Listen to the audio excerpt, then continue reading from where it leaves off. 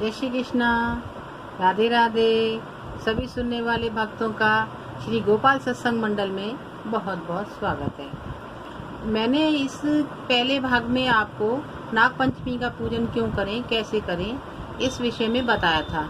अब मैं आपको नाग पंचमी की कथा क्या है ये बताती हूँ। तो बहुत पुराने समय की बात है, किसी शहर में एक सेठ जी रहते थे। उन सेठ जी के 7 बेटे थे और 7 बहुएं थी। 6 बहू तो बहुत अमीर घर से थी, लेकिन 7वीं बहू बहुत गरीब थी। उसके परिवार में कोई नहीं था। एक दिन की बात बड़ी बहू ने बोला कि चलो सब लोग मिट्टी खोदने जाते हैं, और सब खुरपे और टोकरी लेकर के मिट्टी खोदने चले गए। जब मिट्टी खोदने लगे तो खोदते खोदते एक सांप निकल आया। सांप को देख करके बड़ी बहू ने कहा, इसे मार देते हैं, ये हमें खा जाएगा। छोटी बहू ने कहा, किसी निर्दोष की हत्या करना पाप होता है, इसे जाने दीजिए, ये अपने रास्ते से जा रहा है। ऐसा कहकर उन्होंने कहा, भैया तुम यहाँ बैठो, हम अभी थोड़ी देर में आते हैं। ये कहकर बहू चली गई और वह सर्प एक पेड़ की जड़ में बैठ गया।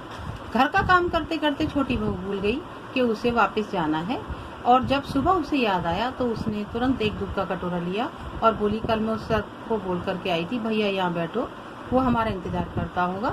जब जाकर सबने देखा तो वो सर्प वहीं पेड़ की जड़ में बैठा था और बहुत गुस्से में भरा हुआ था।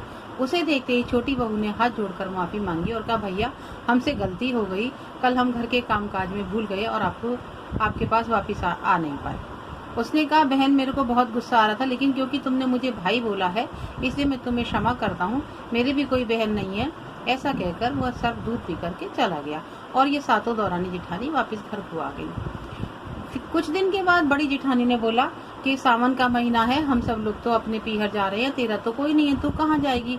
ये बात उस नाग देवता ने सुन ली।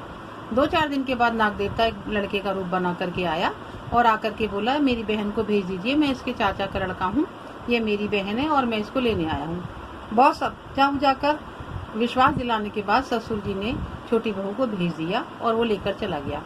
घर से चलने के बाद उसने बताया कि मैं तुम्हारा वही छोटा भाई हूँ जिसे तुमने जान बचाई थी और मैं नाग हूँ, तो अगर तुम्हें डर लगे तो मेरी पूंछ पकड़ लेना। ऐसा कह करके वो उसे ले गया। घर पहुंचने पर उसने अपनी नाग माता को अपनी बहन से मिलवाया और बताया कि इसने कैसे कैसे मेरी प्राण रक्षा की थी। सबने उसका नागलोक में खूब स्वागत करा। नाग माता रोज सुबह दूध गर्म करके ठंडा करके सभी नागों को पिलाती थी। एक दिन किसी कारणवश उनको कहीं जाना पड़ा तो वह बोली कि बेटे आज तुम इनको दूध पिला देना बच्चों को। उसने कहा ठीक है। वह दूध गर्म करके ठंडा करने लगी, लेकिन ठंडा करने में बहुत देर लग रही थी और उसने जल्दबाजी में घंटी बजा दी। घंटी बजाई तो उसने सारे नाग बच्चे जो थे वो आ गए और जैसे ही उन्होंने दूध में मुंह लगाया उनका मुंह जल गया। अब तो उनको बड़ा क्रोध आने लगा, सोचने लगे मार देंगे, लेकिन उन्होंने उनको नाग माता के समझाने से सब मान गए। और जो उस बहू का भाई बना था वो बोला, माता अब इनको छोड़ करके आना चाहिए, बहुत समय हो गया। खूब धन दान दे करके उसको विदा किया। जाते समय माता ने एक 9 करोड़ का हार उसको अपनी बेटी बना करके पहना दिया। जब वो देख कर के घर आई और दौरानी जिठानी ने देखा, अरे ये तो बहुत सारा धन लेकर आई, अभी तो इसका कोई नहीं था, अब इसको इतना अच्छा परिवार मिल गया। ऐसा सोच करके वो आपस में फूटने लगी और उन्होंने देखा कि अरे ये तो बहुत सुंदर हार पहनती है। तो जब उसकी कोई बात नहीं बनी, एक दिन की बात है कि उसका बेटा गेहूं फैलाने लगा। तो बड़ी जिठानी ने कहा, तेरा तो भाई बहुत सोने चांदी वाला है ना, तेरी माँ को सोने के गेहूं दे देगा। नाग ने जब ये बात सुनी तो वो 2-4 बोरी सोने चांदी के गेहूं दे गया। फिर एक दिन वो झाड़ू से खेल रहा था तो बोले, जा तेरा भाई, जब तेरा मामा सोने चांदी के गेहूं दे सकता है तो वो तुम्हें सोने की झाड़ू भी दे देगा इन्हें साफ करने के लिए। नाग ने सुना तो वो अब जिठानी जिस भी चीज का ताना मारती, नाग भाई वो सब दे जाता, अपनी बहन की रक्षा के लिए हमेशा तैयार रहता। एक दिन की बात है, जिठानी को बड़ा गुस्सा लगा कि मैं जिस चीज का ताना मारती हूँ इसका भाई वो दे जाता है। वो जाकर के राजा से शिकायत करके आई कि मेरी दौरानी के पास जो हार है वो महारानी के पास होना चाहिए, और वो बहुत ही सुंदर हार है, उसके गले में इतना अच्छा नहीं लगता जितना महारानी के गले में लगेगा। महारानी ने सुना तो उन्हें लालच आ गया, उन्होंने उसको बुलाया कि वो हार हमें चाहिए। राजा के सैनिक गए और हार लेकर के आ गए। रानी ने जैसे ही गले में हार पहना वो नाग बन गया। अब तो रानी बोली कि ये तो टोटका करती है कुछ। सैनिक गए और बहू को लाने के लिए, तो ससुर जी साथ में आए। बोले क्या बात है, क्या अपराध हो गया, महाराज हमें क्षमा करें। राजा ने कहा, नहीं कोई अपराध नहीं है, जब ये हार महारानी पहनती है तो सांप बन जाता है। अब देखना है कि इसके गले में हार रहता है या नहीं। जैसे ही छोटी बहू ने हार पहना तो हार का हार रहा। उसने बोला इसमें क्या जादू है? तो क्या बोले ये कोई जादू नहीं है, मेरा एक नाग भाई है, ये हार मुझे उसी ने दिया था और उसी का आशीर्वाद है, इसीलिए महारानी गले में सर बन गया होगा। तो महाराजा ने कहा कि बुलाइए अपने भाई को। जैसे ही उसने अपने भाई को याद करा, भाई तुरंत आया, सबको सच्चाई बताई और कहा कि ये मेरी बहन को मेरी माता का दिया हुआ आशीर्वाद है, इसलिए इसको कोई ना ले, और राजा को बहुत सा धन दिया।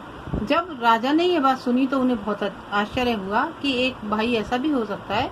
उन्होंने छोटी बहू का बहुत स्वागत सत्कार करा और धन देकर विदा करा। पूरे शहर में मुनादी पिटवा दी कि नागपंचमी के दिन सभी लोग नागलोक की पूजा करेंगे और कभी कोई किसी को मारेगा नहीं। जो आज के दिन नागों की पूजा करता है उसका परिवार हमेशा सुखी रहता है, उन्हें किसी चीज का डर नहीं रहता। बहुत जगह पर इस दिन पूरा दिन व्रत रखा जाता है।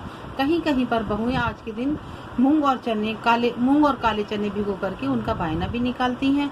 सुनने वाले को, सुनाने वाले को, हुंकरा देने वाले को नाग माता सबकी रक्षा करें, भगवान बोले शंकर सबकी रक्षा करें। देखिए, इसके बाद एक और कथा सुनाई जाती है गणेश जी की। तो गणेश जी की कथा इस प्रकार से है।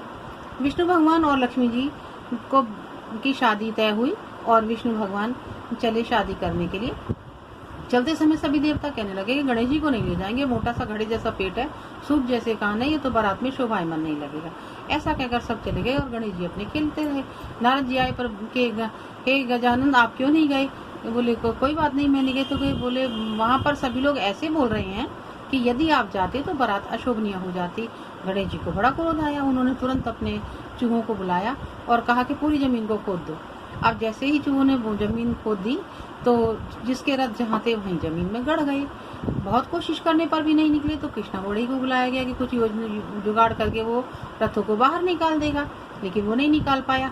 उसने जैसे ही रथ को हाथ लगाया और बोले जय हो गजानन भगवान, सबकी रक्षा करना, सबकी मदद करना, ऐसे कह करके जैसे ही उसने पहिए को हाथ लगाया आगे बढ़ गया। तब सबको आभास हुआ कर रहे हमने बहुत बड़ी गलती कर दी।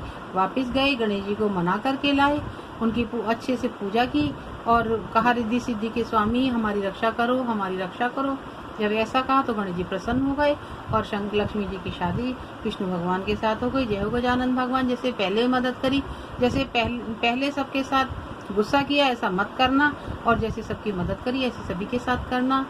अगर आपको मेरी ये कथा अच्छी लगी हो तो इसको लाइक करिए, शेयर कीजिए, सब्सक्राइब कीजिए मेरे चैनल को और कमेंट्स बॉक्स में लिखना ना भूलें कि आपको मेरी कथा कैसी